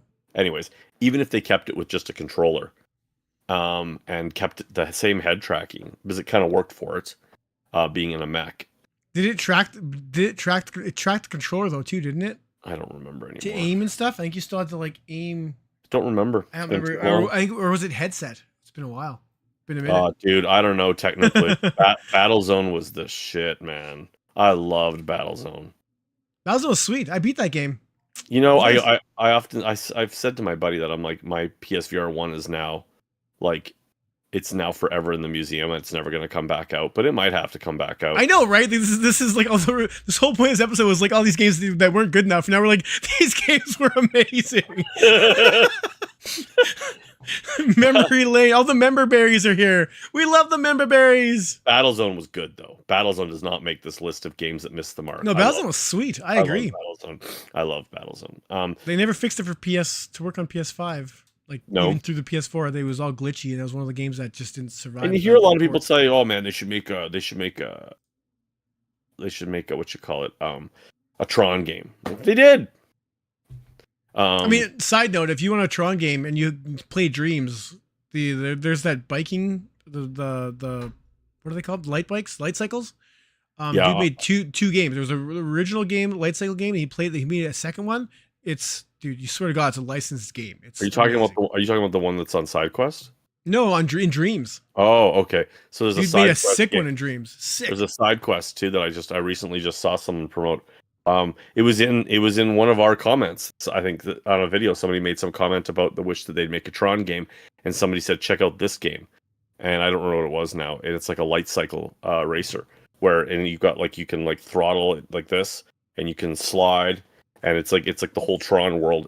It's not graphically impressive, but it's cool. Anyways, you got a game for me? I do have a game. I'm trying to see if I can skew newer and not as old because I know, right? I don't want to keep it super dated if possible. But I'm gonna do anyways because the game just jumps out at me. Predator Vendetta. I have that in my list. Predator Vendetta was I'm trying to remember what would you even call Predator Vendetta? Well, it's like a Diablo style, like yeah, I guess yeah. It's an RPG. It's an RPG. Yeah, it had RPG. But it was very much it. So my action RPG, sure, action RPG. My understanding is that it's originally came from another platform, and I'm derping out on what that was. But it was a free to play game from what it came to. What? Yeah. This is news to me. Before it came to PlayStation, it was a free-to-play game. And I don't remember if it was a Gear VR game. That doesn't sound right to me. Or if it was a flat, it might have been a phone game. I don't remember. I just remember that whatever it came from, it was free-to-play. And so when it hit PlayStation, it had all that free-to-play grind in it. Oh, there was grind, man. That game was right grindy. I mean, it's what killed it. Like the grind in the game was exactly. Insane. Well, there was two things that killed it. One, it was overly grindy, and it actually didn't have the content to reward you for the grind, and it didn't have enough character classes. Like it wasn't deep enough. and it was highly padded because of that, but it had a lot of things in place from all the different like upgrades and gear stuff that you could do, Yep. and just the game loop itself was super addicting, and the characters they had were great, and I loved all the special abilities that you had. Yeah, it was very kind of Diablo-ish, I guess. Yeah, but Um, but you could hop from like I'm watching. I'm refreshing my mind as I watch the footage here. But yeah, you could hop from third to first person, which was yeah, awesome. That yeah, was such a cool feature. Something that I wish more VR games would do, or like those third person ones to hop back and forth.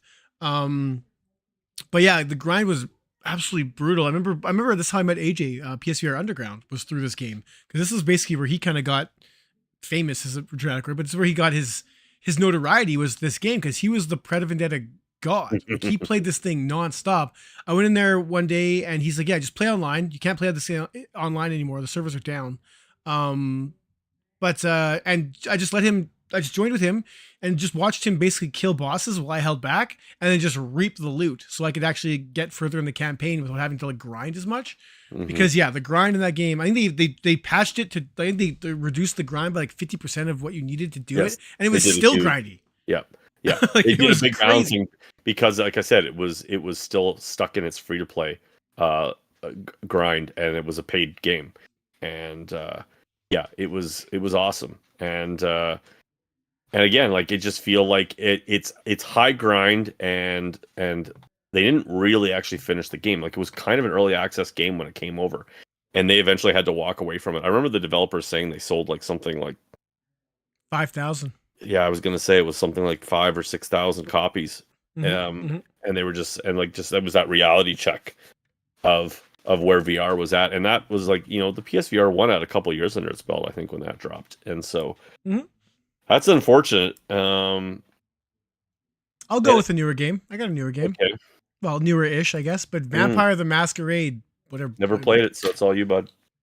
Justice. That's what it was. Justice. The biggest problem with this game, like, it was a good game. I think I gave it a 7.5. Maybe I even gave it an 8, but I think it was kind of a lofty 8. The problem with the game is you, as a vampire, you were so weak. You never felt like a badass. They would give you unlock new abilities and all these like cool ways to kill people. But like the whole thing was stealth based. And if you were seen, you're dead. And so it's like you're this vampire, this badass vampire, but like you never felt like a badass. You always felt like a coward, hiding in the shadows, always lurking. Like like combat was so not a part of the game, like direct like one-on-one combat, that it actually, but like I quit playing because I was just sick of sneaking. Because like I have all these powers, I can do all these things as long as I'm hiding in my little corner in my shadows. Yeah, And I think had they once again kind of balance the game better, where up the difficulty of your foes, because the foe difficulty, it's the same people throughout the entire game from stage 1 to the end. It's the same guys minus the bosses, so yeah, it's these same peons, but like the same peons are just as deadly to you the first stage as it is the last. um and I think a better balancing and giving you more options for combat, like hand to hand, like actually being a badass, would have actually pushed that game to be in that conversation of being like one of the greatest game or best games of the year for that year, whatever it was. But it was just held back by focusing too much on stealth and not enough on action. As yeah, much as I did like it, I did like the game. I'm not saying it. It was held back from greatness because of that. yeah. I never played it. That was something you reviewed, and I didn't care enough to go back to it. Um,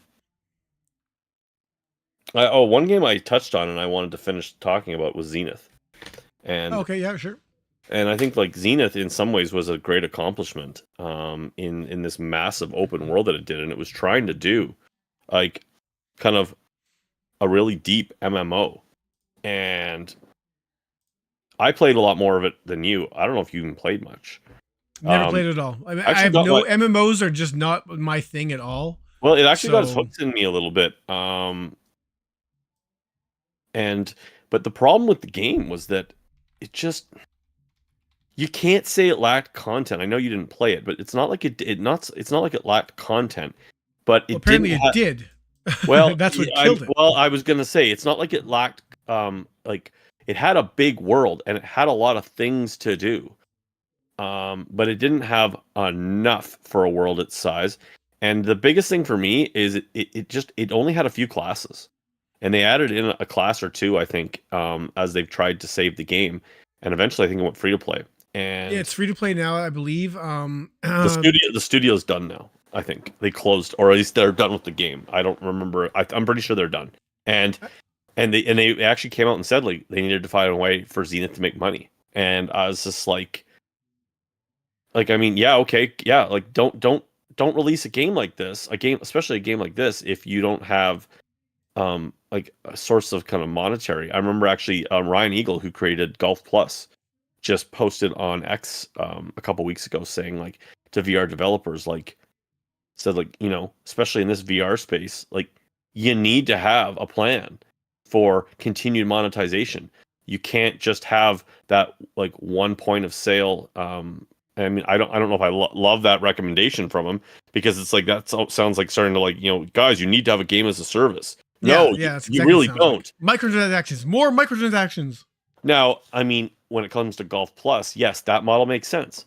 They're dropping new courses all the time and they're paying for them. Walkabout does the same thing. I'll gladly pay for both games' content. I love the game. I love the content's quality.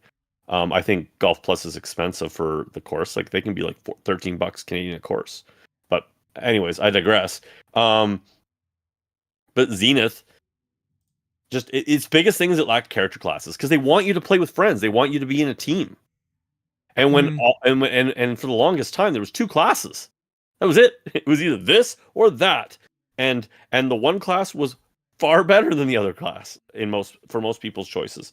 And so you just had everyone running around as the same freaking character. And it just made for kind of it made for like right off the hop a bit of a bland experience because of that. And you just had this huge grindy world that had a lot of ideas but not enough ideas. And it just didn't have enough like interesting raids. It just didn't have enough. Like it felt half baked for a game that wanted to be that big. It just felt overly ambitious, and it was like, yeah, I was like, I remember hearing about it and seeing it, and there's a couple of other games that are coming out that are like it. I'm like, like, can you do it? Like you and I talked about this. Stay in your lane. Like if you can't deliver, don't do it. No, even something like Ember Souls, which I just recently reviewed. Yeah. Same deal. Like, is it a bad game? No, but nothing was. They spread themselves so thin and tried to do so many things that for myself, I know it gets praise from other channels and people, but for myself, like nothing hit the mark. Everything just felt janky enough to just ruin the fun. And it was the same thing. We're just like, did you need to have all these things? Do we have to include these elemental powers in this game that already had, combat and upgrades and everything? Like, it's just so many. It was too much. But yeah, if you just scaled it back a bit, you could have focused on making the parkouring better or whatever else better, and had a better game overall than just trying to put so much stuff in there. Yeah, it just felt like they were kind of like, can we do this? Can we do that? Maybe we could do this and that. And then it's like, and then you just do nothing great. Another game that just jumps out at me, and then I'll let you take over here. It was Doom BFR. I got it here. I got it. This is my list. Man, that was a frustrating game too, because I mean, that had money in it. It looked so good. Like it looked but it looked like Doom 2019. Was it 2019? Yeah. But it looked like that Doom game. Well, because they just borrowed. There was huge chunks of the game that were literally borrowed from Doom 2019, but they made it. Yeah, but I'm saying they actually managed to pull off the graphics, the gore, the look. Mm-hmm. They managed to pull off. Like, I mean, if you just looked at scenes from the game, and even in the headset, you're like, holy shit! Like it's Doom. It's Doom in VR. Yeah, like it's like they actually. We didn't expect that on the PSVR 1. And what's your problem with this game? Two problems. One was it wasn't the full Doom game, like you said. It was pieces of it. Like 4 to 5 hours, I think, was the length of this thing. And the first 2 hours were a slog. But that actually wouldn't have done that. But that wouldn't have killed it for me, because I was like, I was used to getting experiences in VR. I still am. Yeah. It was the controls. It was a game that launched with multiple control options. PS4 move and the aim. but PC had its own problems too. So it had like it didn't matter what headset you played on, it had different control options, and all of them were broken in one way or another. Yeah. Yeah, Right? I remember the big one with PSVR 2 was it had the only turning option outside of turning in the real world was 50-degree snap turning. It was the only option with the Move controllers. Yes. So you had to, But you could turn but you could turn smooth if you use the aim. yeah, and the DS4. But the DS4, like aiming first person shooters with the DS4 is just the most awkward thing on the planet. I've done it. It's Now terrible. let's see if we can compare notes here because I just can't remember if it. I don't remember if it was a play. So I remember that on PC, you couldn't. There was no smooth locomotion in the beginning. It was teleportation I never played only. PC. So. I'm pretty sure it was. I'm pretty sure it was teleportation only. And on the PlayStation, wasn't one of the control methods teleportation only? Oh yeah, for sure. Because remember when the game was first being shown, it was teleportation only, and then they added in smooth locomotion like at the last minute, I think, or something. Makes sense. But so I played the PC version about a year ago, 2 years ago, maybe about a year ago. Never played it before. Bought it on a sale. I was like, you know what? I never really played through Doom BFR, and I actually don't think I covered it on my own channel. And for one reason or another, and I was just like, man, like I mean, I just really wanted this. Like this game was almost there for me. Like it was almost there. I gotta try this. I really want to play through this game. I play more flat games than you. I played the crap out of that. And I played the crap out of Doom Eternal. I love the new Doom games, and I was like, yeah. On PC, still, you cannot turn. You cannot turn. There's no turning. You have to turn in the real world, or there's a mod. You can actually go and you actually have to like download a mod from the sites. Like they literally had to mod the damn game because they wouldn't put turning in. I mean, that's the Bethesda support for VR games as a whole. Well, I mean, unless you're outside Skyrim. Outside of Skyrim. Outside of Skyrim, but everything else they released didn't get crap once it launched. Yeah, I know. Just oh my god. Doom. And then okay, we can't leave Doom without talking about the grenade launcher. The little the vestigial arm on the side of your head. Which was like randomly like scary movie too. That's my goodness. Hand. Yeah, so for those who don't know what he's talking about, I don't know if it'll come up in the footage or not, but basically when you're playing with the aim controller, I think it was just the aim controller, maybe the DS4 as well. So your one gun was tracked by the aim, whatever. But if you're using just like a pistol or something like that, your arm was just like hanging loose beside you, but it was on your like shoulder. It was like your head. Like, it was like higher. It was like your view is so messed up, and everyone was like, "What is going on here?" Like, because it looked like you had an arm hanging off your neck. It was ridiculous, and it was just there, like hanging in your vision all the time, unless you had a gun in your hand. It was awful. Just looking at this at the gameplay here and realizing how much persistence actually took a lot of Doom's look visuals. Persistence? Yeah. Sure. In a good way though, like some of the tech, I saw the thing like swirling and changing. What else you got? I think it was yours. You're up. I was gonna go with. Now I forgot. What was I gonna say? I had. Oh, you want a new one? I can go a new one. Easy. Hubris. Oh, really? In what way? Man, are you kidding me? I mean, I didn't make my list because I didn't think it was enough, but I know what you're gonna say. There was nothing to it. It's the most basic shooter on the planet. You get one gun, you can upgrade it, but that's pointless. It's still the same gun, just changes form, and it's just so stock. There's no VR interactions outside of just a shooter. The environments were all totally static. Everything looked pretty, but the whole game was so hollow. And I feel a bunch of my games are kind of came to the same thing where it just didn't use the VR enough. Like, is it like AI was dumb? There was just so many things wrong with the game at launch. I know they fixed some stuff and made it more challenging. But when that game first launched, man, it was like the barest bone shooter you could get. It just looked really pretty. But once you look past that gloss, the game was hollow. It just aped Halo so huge, but not like in a great way. It wasn't like this was like a Halo clone. It was just like you could see the inspiration, but you can see where developers just didn't have the expertise or whatever to pull through. AI was just atrocious.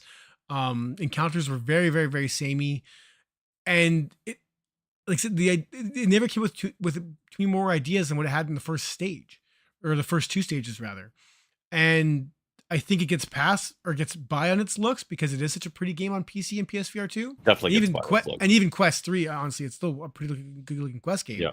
But once you look past the visuals, it's a fairly hollow, very short shooter that just like it could be anything. It's so stock.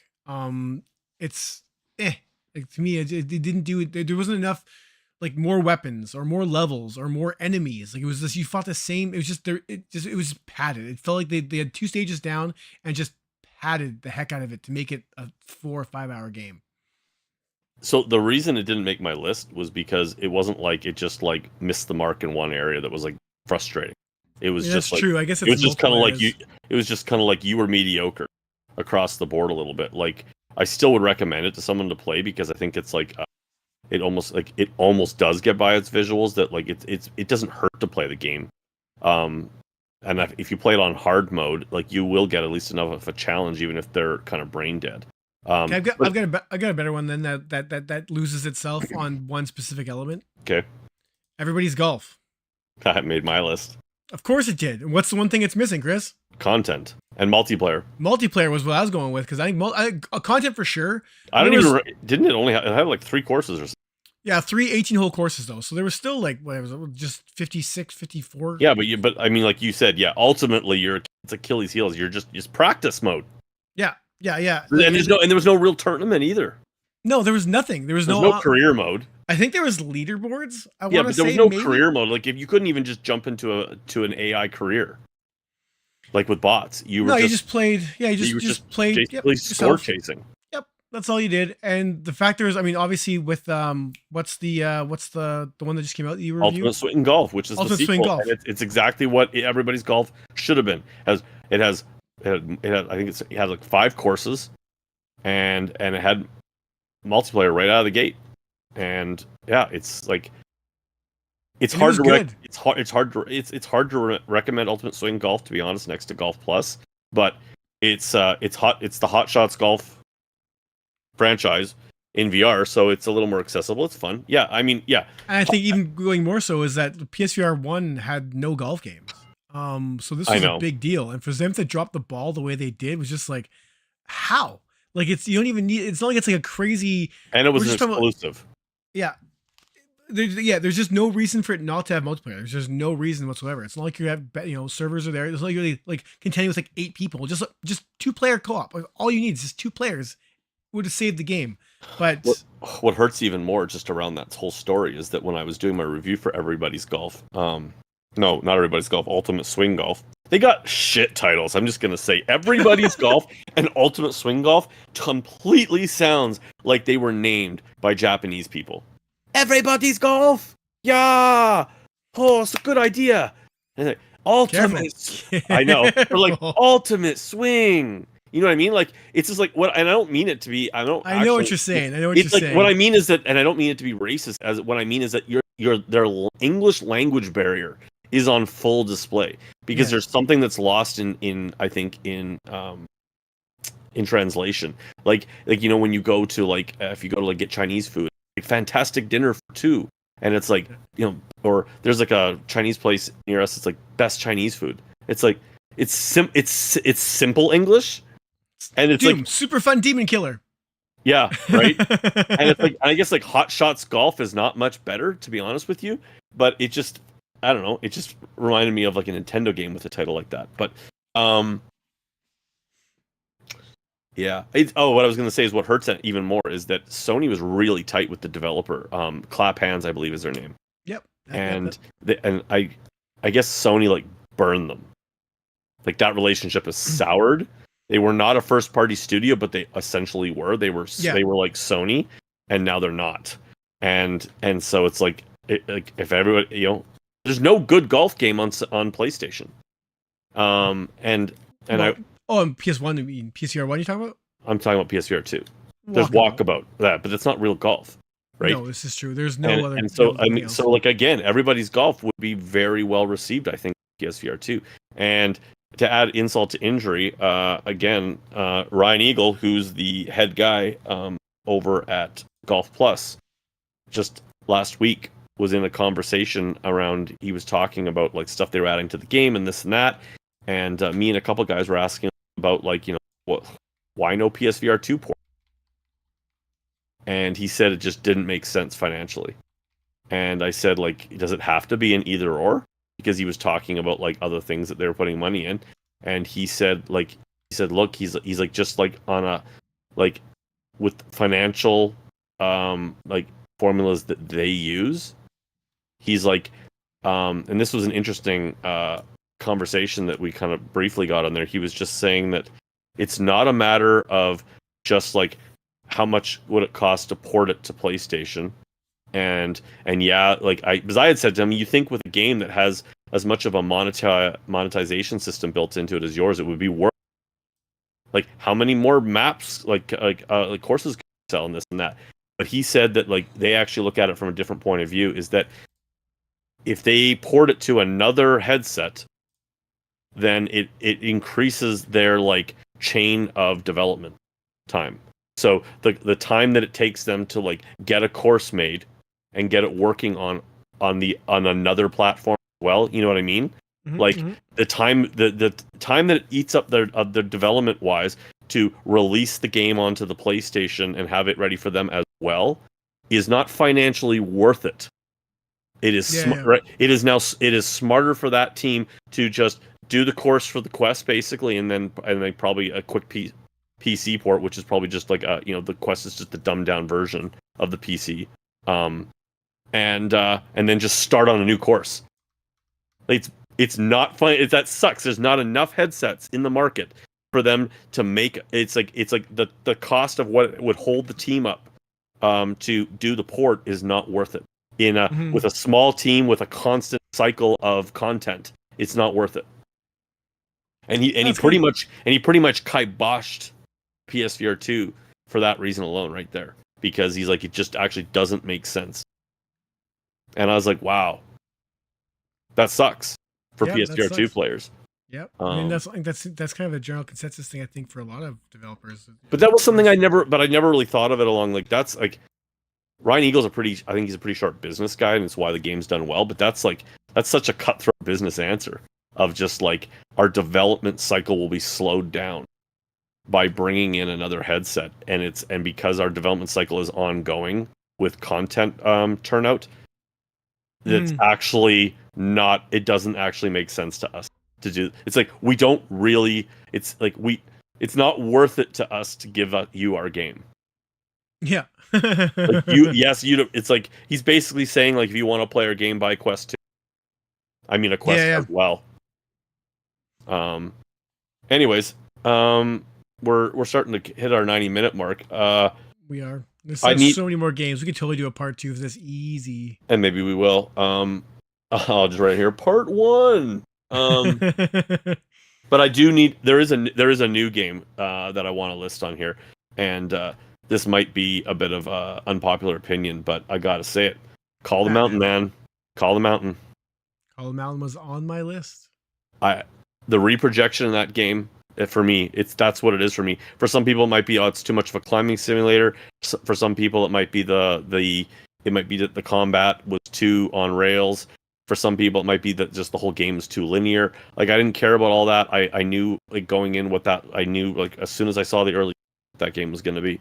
But that reprojection for me kills it.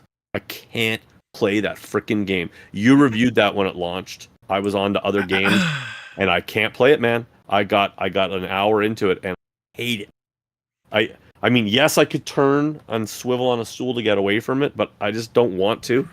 And hate it. It's so blurry. That's funny because that's not why I brought it up. Oh, really? Well, no, because reprojection doesn't bother me like it does you, right? I guess, but I feel like it's the worst reprojection on the headset. It's one of the worst. I can definitely agree with that. Like, I don't tend to notice it as much as other people, and it was like, definitely noticeable. Did they reproject the game from like 25 frames and then make it work?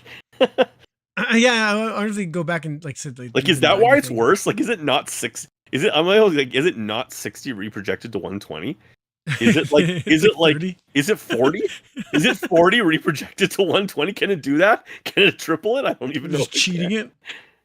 No, I mean, I thought about it, 'cause but like my problem with the game really was the fact that it was a climbing sim, like, and the combat, like it kind of it was the two the combat thing because you were stuck on the rails, right? You had to like just there was that circle thing, Hmm. so it was just like that, and there was no reason for that. Like there was no reason for us to be tethered to this ring when the combat was designed. You could freely roam around the environment, and there was moments in the game. If the game there was, you can find people who glitched the game out and were playing the combat sections off rails, and it worked perfectly fine.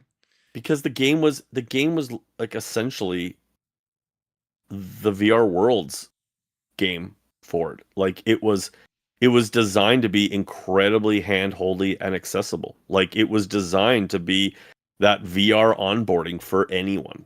I get it, I mean but I'm it's not just I'm not really I'm not really trying to like defend defend it for that reason. I guess it's just like when I saw that game in the early trailers, I'm like, I know exactly what this is. I mean, like I said, the climbing thing it was pretty apparent, but it was the combat thing that was. It really did ruin. Like every time you got a combat, it just didn't make no sense why the enemy was always in the center while you were just circling them, and why it It made it really feel very arcadey. gamey.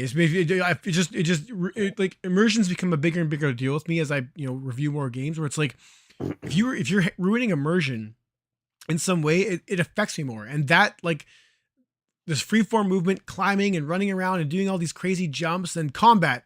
It's like it's like you're locked on this minecart. It makes no Yep, sense. I agree. Yep. And It was like the combat experience. yeah, and like I said, but there's just no reason for it, like I say, except for comfort, I guess. But it's just, yeah, stupid Horizon.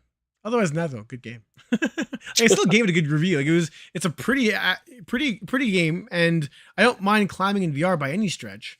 But I think for people, But is it especially just people, but is it just hubris to the next level? Like yeah, it's not it too was far just off. like that it was just so darn good looking and so impressive that like because there's very few games visually in VR, even on PC, that rival it. No, that's Short of true. that, And short of that, short of it that definitely had more reprojection. elements, and it had more elements than Hubris did. So I mean, not to say you're wrong. It is kind of Hubris next level. I guess that is the conversation, and it's there for sure. I mean, it's pretty, but it just doesn't do VR right the way it should. So you want to But do one more game each here? sure, we can do that. Hold on, I gotta panic now. Unless you want to keep going, I'm good to go. But if you want to No, we'll take do this one up, more in Cutter here. The game I had then was I gonna cover that's a decent one. Shoot, I wasn't ready to do this I last got one. two. I want two games. Just go. Okay, Fract. Okay, good. I have that. Facts on the list. Good. Um, Easy. Fract to me was a game Really that, fun 2 hours. yeah, that's my problem is and I mean I honestly you can argue that I feel like oh, my brain just went completely blank on This the is from PS. End Dreams here, and I'm gonna quickly Yes, just butt in here. But Frack, they also published Free Driver, which is also a really fun game. That's about an hour to beat as they well. did Free Diver. Yeah. Huh? Really? Triton Check this. Down? No, Yeah, they yeah, yeah. didn't. No, they didn't. Free Diver. Titan down. If you're enjoying this audio podcast, folks. Archaeact. Damn it. Damn, nailed it. Yeah, I knew I knew that. I See, always mix those two up here. That's actually funny. gamey. Anyways, so Fract. Forget about it. Yeah, Fract was great. Fract, especially for PSVR 2, it's on, or PSVR 1 rather, it's on Quest now as well. Used the move controllers quite well, but the game was 2.5 hours long, I think at the most. And that's playing. I'm sure if you speedrun the game probably an hour, I wouldn't be surprised. And it's unfortunate because there was a good, like I was enjoying the campaign, and then the game just ends. You Yeah, gonna yeah, I talk? am. I'm just looking at here. So Fract, like, look, arguably, I think Synapse runs into the same problems as Fract, but they chose arguably a better style of game to hide its shortcomings because they did it as a roguelite. Mhm, So mhm. it was like we've got like this handful of ideas and a handful of areas, and we're just going to throw it into a roguelite game loop so that we can break you, and then you have to restart, and you'll feel like it's not nearly as like two-dimensional and derivative because the game loop's keeping you going and the gameplay's so good. And that's exactly what Synapse was, right? But Fract, it was like that. It's a campaign. It's like this, like you're going to be James Bond, and it's like you're going to get from A to B, and it was like you never, like, B came quick, and there was no C or D or E, and that's why, like I said, like I feel like Fract was just like it honestly felt like a game. Like we talked about these like other small developers, and In Dreams is not really one of those small developers, but it felt like one of those games where they were just like, yeah, we're out of money. This game's just got to go out the door. Fract, Fract just like, it's like they had all these great ideas and these great visuals and had for the PSVR 1, it had some of the best gunplay with the way that they managed to slickly use the reloading, and the Pop 1 kind of stole that, I think, from them. But it was super slick, and the grab to cover that Synapse stole as well. It was just a really slick little VR cover system.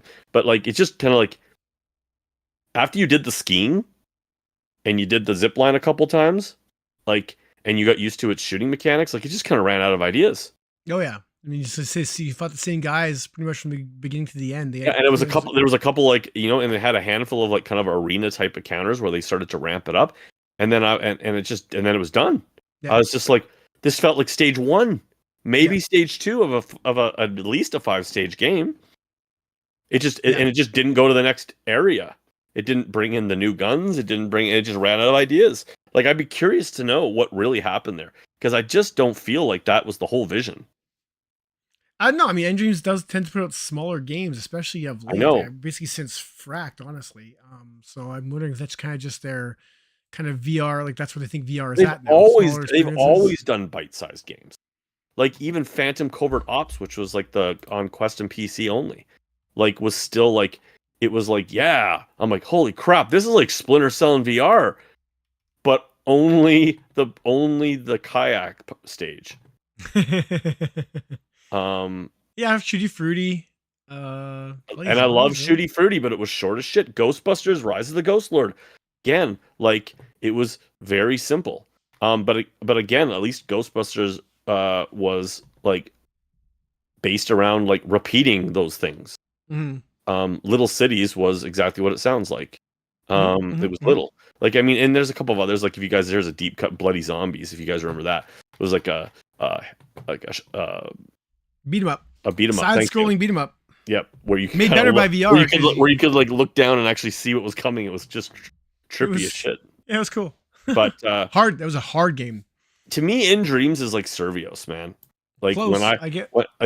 They're a studio that is like actually made a name for themselves with game after game after game, and they seem to have kind of a formula down where they know how to make like good, not great, but good, shorter arcade experiences in VR. Now it sounds like Survios want desperately to be more, and you've seen them stretch their legs to various degrees. I mean, like I said, Creed was trying to be more. I feel like it was hoping to be more, and I mean, its multiplayer, I think, fell apart. I think Walking Dead was just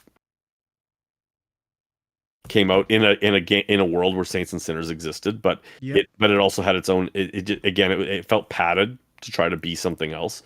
And then Alien, and I saw someone in there was like, yeah, what is it? Shapeshifter was like, just pre-ordered Alien, confident it'll rock. Hopefully you're right. I haven't played it. I haven't Shapeshift, but I don't trust them. I'll agree.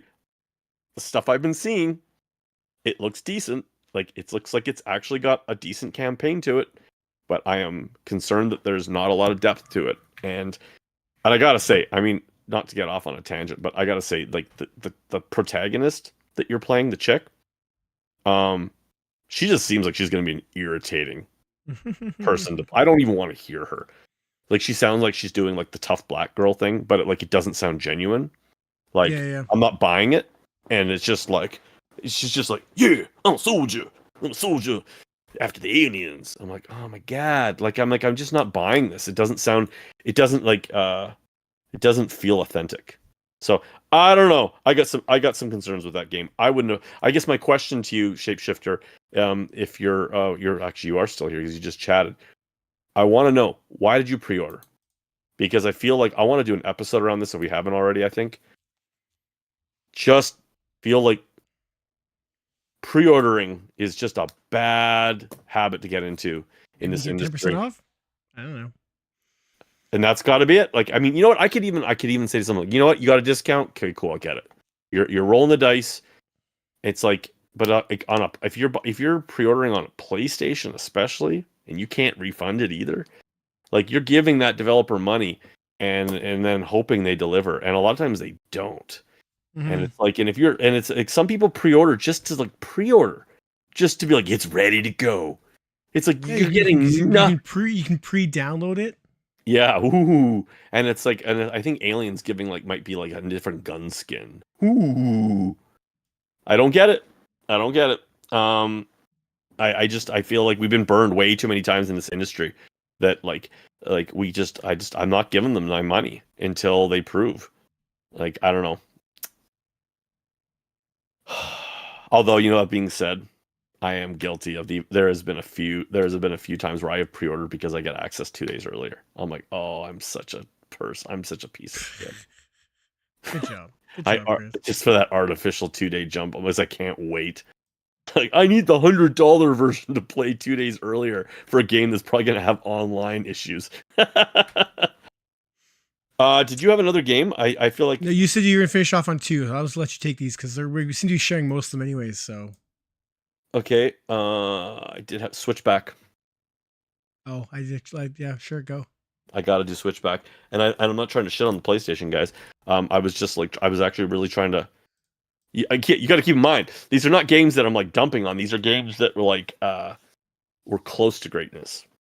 And Switchback to me, I mean, there's obviously the way it launched, and it looked like a PSVR 1 game, and I mean that in the fairest way possible. It just like it had like it looked like it had the resolution of a PSVR 1 game. We all know that. It had pop in like crazy. Like you could look around, you could see stuff just like popping in and out as you like move up to it or past it, and the trees just. Bloop, bloop, bloop, bloop, bloop, bloop. Mm-hmm. But it also had a fundamental flaw. I feel like the whole game had a fundamental flaw of the courses were too long, and there wasn't enough exciting stuff in them. The courses felt, compared to the first one, they felt padded to me. Yeah. And they tried to add in like little gun games too, like, oh, you got to like shoot these things in time before it'll actually let you out of the loop, and just like they felt padded. They weren't this like the courses in the first game were just incredibly well crafted, solid theme park rides. Like from the beginning to the end, they were a blast. When they slowed down, they were like, it was an ebb and flow intentionally. And it was like waiting for the next part, like the next big hill or the next big scare or the next big shootout. And this game, it had all those moments, but with a bunch of slow padding. Like it was just trying to make it last. And it's just like, and almost none of the courses in that entire game came off as potent as a fun experience. Like I haven't felt the need to put friends into it because I'm like, there's gonna be too many parts of them just kind of waiting for something to happen. Yeah, I mean, I played for the first two stages, and it wasn't grabbing me like the way Rush of Blood did. Not that Rush of Blood grabbed me huge either back when I first played it, though it's kind of like grown on me over time. But Switchback, yeah, I agree. Switchback, like I was playing it just kind of to. It felt like I was doing the homework for the channel. I wasn't really having it. It was fine. It wasn't fun. Mm-hmm. But I mean, when I put it down, the last time I put it down, I wasn't like I'm done. I just never went back. And we said before, I should go back because I know they've patched a bunch of stuff. But yeah, it definitely didn't hold that drive. Like it felt like a bigger game, but it didn't grab me the way that Rush of Blood did. It felt even like less even like imaginative, like as far as the levels and stuff. Like it felt more there were stock. moments like stock. Oh, 100% they did. Oh, this is the tomb level. You're in the ancient Egyptian tombs. Woo! There were moments, like I said to you, like where you were blinking, and then the mannequins were coming after you. Like that was like VR gold. but it didn't have enough moments like that. It often felt like these levels felt like watching a movie that just like that felt like it needed to be tightened up by an editor.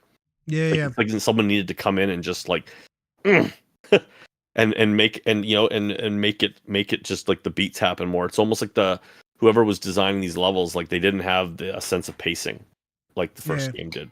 But yeah, so that for me was like less the graphics, to be honest with you. It was more the fact that there was this overall sense of pacing being off in the levels, and it made, like you said, made me not want to go back and play them.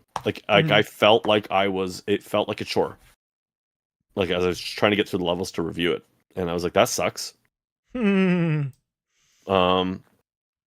Well, Chris, we're gonna have to do a part 2 for this because I think we are plenty more to talk about. So yeah, not next episode, I don't think, but we'll do a part 2 of this because this is fun. Yeah, and as we've been talking about this, other games have been coming up to mind as well. Yeah, I'll have to go through, for sure. So, guys, thanks for joining us. Thanks for putting up with our nonsense and still being here. Our plan's to be here every Thursday. That's still always the plan. Yeah. Thanks all. Yeah. Chris, what do you guys say?